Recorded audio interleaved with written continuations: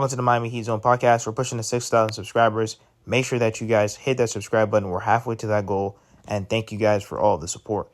Let's listen to this video by Brian Windhorst. I can't emphasize this enough as somebody who with Shams Charania has been on this story for months now.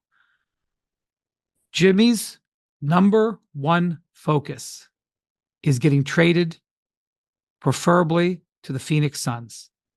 Everything else is secondary. Not getting traded to Team X, not getting traded to Team Y, getting traded to the Phoenix Suns.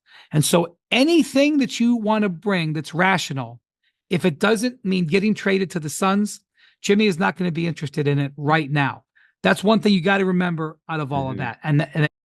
So still, Jimmy Butler's main focus is the Phoenix Suns. Obviously, you could tell by his body language on the court, he really doesn't want to be here. So a 3 or 4 team trades are incredibly challenging to put together, both financially and making everybody happy. There's a reason some league sources have said Jimmy will be on the Miami Heat's roster until the summer, when a trade can be put together either around the NBA draft or in July. And that's true because there's just so many variables involved. Obviously, it's going to come down to Bradley Beal.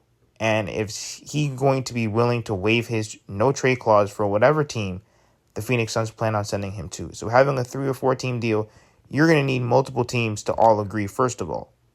Then you have teams like the Detroit Pistons that have been viewed by executives around the NBA as the league's leading candidate to help facilitate high salary trades, including any multiple team deal that could secure Jimmy Butler's exit from the Miami Heat, per Jake Fisher. And see, this is exactly what I'm talking about. I still think that the Miami Heat can get decent role players around the NBA. I still think guys like Stewart from the Pistons, that would be phenomenal for us to get a power forward / small forward like him. There's a lot of different teams that the Miami Heat need to look at.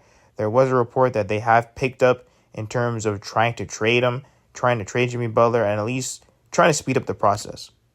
Now, this is what I think the most likely scenario that's going to happen with Jimmy Butler and the Miami Heat. Most league sources NBC Sports has spoken with think Butler will remain with the Heat past the February 6th trade deadline into the summer.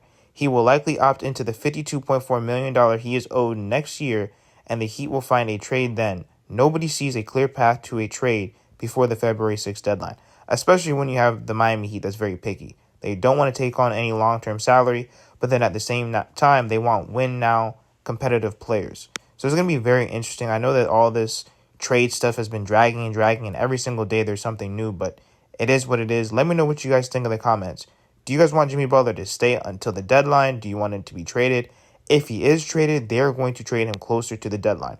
When teams start to get more stressed, they're going to get more thirsty for trades, and they're going to want to improve their roster.